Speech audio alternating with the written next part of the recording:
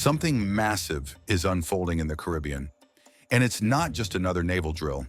The sudden U.S. military buildup near Latin America has caught global attention, signaling a potential shift in regional power and preparedness.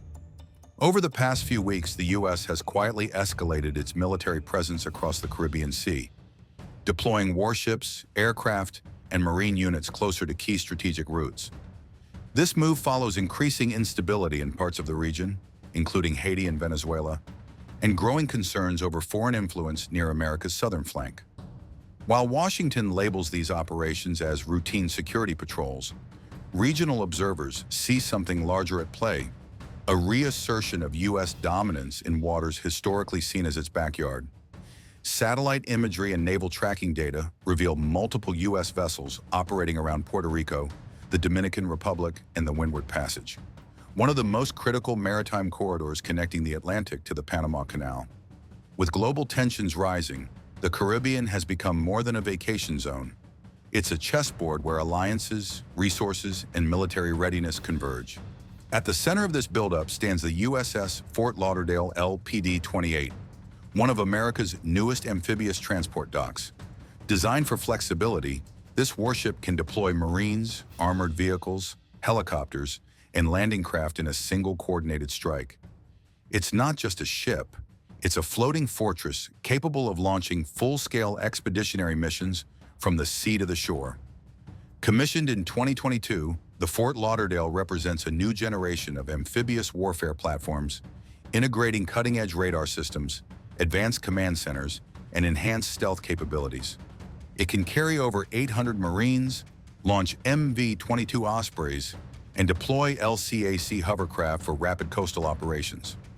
Recent reports suggest that Fort Lauderdale's current deployment is part of Operation Enduring Promise, focused on humanitarian support and stability in the Caribbean basin. But military analysts note that such missions often double as readiness exercises, giving U.S. forces real-world experience in high-tension environments. In short, Fort Lauderdale's presence isn't symbolic, it's strategic, signaling to both allies and rivals that America is fully capable of projecting power in its hemisphere. Complementing Fort Lauderdale's mission are the Iwo Jima Amphibious Ready Group, ARG, and the 22nd Marine Expeditionary Unit, MEU, two of the most versatile forces in the U.S. Navy Marine Corps team. Together, they form a mobile strike and crisis response package that can operate anywhere from disaster zones to potential conflict areas. The Iwo Jima ARG typically includes an amphibious assault ship, a transport dock, and a landing ship, creating a self-sustaining battle group. The 22nd MEU brings combat-ready Marines trained for rapid deployment, reconnaissance, and amphibious assaults. Their positioning in the Caribbean serves dual purposes, reassuring U.S. partners and deterring hostile actors. The USS Fort Lauderdale is not alone. According to multiple defense tracking reports, it's linking up with a powerful U.S. flotilla already operating in Caribbean waters, composed of 8 surface warships, a nuclear-powered submarine, and the USNS Kanawha, a replenishment ship that keeps the group fueled and battle-ready. Together, these vessels form a self-sustaining strike force capable of remaining on station for extended operations. Adding to the intrigue, sources indicate that both the USS Gerald R. Ford, America's newest and most advanced aircraft carrier, and the USS Bainbridge, a guided missile destroyer, have been redeployed from the Mediterranean toward the Caribbean theater. Their movement suggests a broader strategic realignment, one that positions overwhelming air and sea power closer to the Western Hemisphere. Whether framed as deterrence, training, or preparation, this growing naval presence underscores that Washington is paying renewed attention to its southern maritime frontier. Among the vessels recently sighted in the region, one stands out for its mystery: the MV Ocean Trader. Officially classified as a Special Operations Support Ship, it's designed to host elite U.S. forces and their equipment for covert missions. Outwardly resembling a commercial cargo vessel, the Ocean Trader hides advanced communication systems, launch platforms for small boats and submersibles, and even facilities for unmanned aircraft operations. Over the past several months, observers have reported the Ocean Trader docking discreetly at multiple Caribbean locations, including near Puerto Rico and the Dutch Antilles. Its movements are rarely publicized, and both U.S. Navy and SOCOM officials have declined to comment on its presence. That silence speaks volumes. In operations where secrecy equals safety, the ocean trader acts as the quiet backbone, providing intelligence, logistics, and rapid deployment capabilities without ever flying the flag of open warfare. Its shadowy role adds another layer to what appears to be a far more complex regional buildup.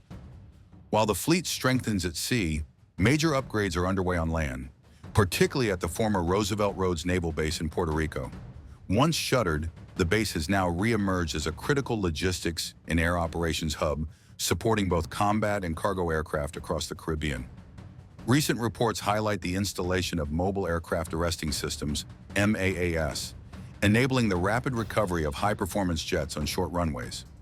Military spotters have also recorded frequent landings of F-35B stealth fighters, whose vertical takeoff capability makes them ideal for austere bases. Around 20 new military tents and fresh construction zones hint at expanded housing and command facilities, suggesting longer-term deployments rather than temporary missions. And it doesn't stop there. Across the Caribbean, construction and upgrades are quietly accelerating. Satellite imagery shows new ammunition storage facilities rising at Rafael Hernandez Airport in Aguadilla, Puerto Rico, a former U.S. Air Force base. Meanwhile, over on St. Croix, crews have installed advanced radar and surveillance systems, giving the U.S. near-total air and maritime visibility across the region. These installations knit together a web of surveillance and readiness, stretching from Florida to Venezuela's doorstep. Piece by piece, the Caribbean is transforming into a forward operating zone, one capable of rapid strikes, interdictions, or humanitarian missions at a moment's notice. This is where politics and strategy start to blur. Back in the office, Donald Trump's stance on Venezuela swung between restraint and threat. On 60 Minutes, when asked if war with Nicolas Maduro's regime was on the table, he replied, "I doubt it, but they've treated us badly." Moments later, Maduro's days are numbered. That half-denial, half-warning tone left analysts guessing. Was Washington aiming for diplomacy or regime change? The growing U.S. naval buildup near Venezuela could support either story, counter-narcotics on paper or pressure on Caracas in practice. For years, Venezuela's instability, oil wealth, and Russian ties have made it a geopolitical wildcard. And when Washington moves, Moscow responds. Russia immediately condemned the U.S. buildup, calling the Caribbean a zone of peace. The Kremlin doubled its support for Maduro, denouncing any foreign interference. Soon after, flight trackers caught Russian cargo planes landing in Caracas, reportedly carrying advisors and supplies. Officially, logistics. Unofficially, a warning. The result? The Caribbean suddenly feels like Cold War déjà vu, U.S. ships circling offshore, Russian aircraft landing inland. What once looked like routine patrols now resembles a chessboard, each side moving quietly, testing the other's limits under the guise of regional security. And here's where everything flips, from deployments to direct action. NBC revealed the U.S. is planning a covert mission inside Mexico to hit cartel targets. This isn't joint training, it's kinetic strikes on drug labs, leaders, and infrastructure. Operators from Joint Special Operations Command JSOC are already training for it, working under Title 50 authority, which means CIA-run covert warfare, not a declared military mission. The plan focuses on drone strikes, some requiring U.S. troops on the ground for targeting support. If executed, this would mark the first ever confirmed U.S. strike campaign on Mexican soil, historic and explosive. Legal and diplomatic questions hang heavy. Would Mexico approve? Could Washington keep it secret? What if the drone hits the wrong target? Because once you cross that line, there's no going back. Quick primer, because the legal wrapper matters. Title 50 describes covert actions authorized and overseen through the U.S. intelligence apparatus rather than through open military orders. These operations are designed to be deniable and politically insulated, not publicly acknowledged like conventional acts of war. The most famous example of a Title 50-style covert operation was the 2011 raid that killed Osama bin Laden, where special operators acted with intelligence backing and a tight secrecy veil. But there's a difference in scale and scope here. The bin Laden raid was a single, high-value strike. The mission being discussed now looks more like a campaign, repeated distributed strikes over time. That makes it harder to hide, increases the chances of blowback, and raises significant questions about oversight, rules of engagement, and the legal basis for crossing another sovereign state's territory, even covertly. If this moves forward under Title 50, American citizens and their leaders might never get a full public accounting, at least not while operations are ongoing. Experts warn, this isn't a clean op, it's messy and dangerous. Former NSC counterterrorism official Javad Ali says this won't be a one-off. It's a campaign. Title 50 offers secrecy, not safety. In the smartphone era, leaks are inevitable. One drone misfire or leaked clip could expose everything. Ali also notes that repeated strikes kill surprises. Once word spreads, cartels adapt quickly. Worse, exposure could spark public fury in Mexico and political backlash in the US. His final warning hits hardest. What if cartels retaliate? These aren't corner gangs. They have reach. The moment this goes public, every strike could invite one in return. These aren't just cartels, they're mini-armies. Modern cartels operate like military units. Drones dropping grenades, armored narco tanks, night vision raids, and encrypted comms. Some even wield anti-aircraft weapons. They've taken over towns, launched drone swarms, and ambushed police convoys. Their tactics look more like insurgencies than smuggling rings. If US forces engage, this won't be simple. Every alley could hide an ambush, and every drone overhead could be weaponized. What if war crosses the border? Javad Ali warned. The enemy gets a vote. If attacked, cartels won't stay silent. They already have networks inside US cities, smugglers, informants, and hired guns. Retaliation could come as assassinations, bombings, or mass shootings. It doesn't take many. One act of terror, and public opinion collapses overnight. Even success can explode politically. If one US soldier dies or gets captured, public support evaporates. Covert wins are quiet. Failures go viral. Mexico's silence is another problem. If its government hasn't signed off, any strike could trigger outrage over sovereignty and fracture cooperation overnight. Morally, it's gray. Does stopping fentanyl justify cross-border strikes?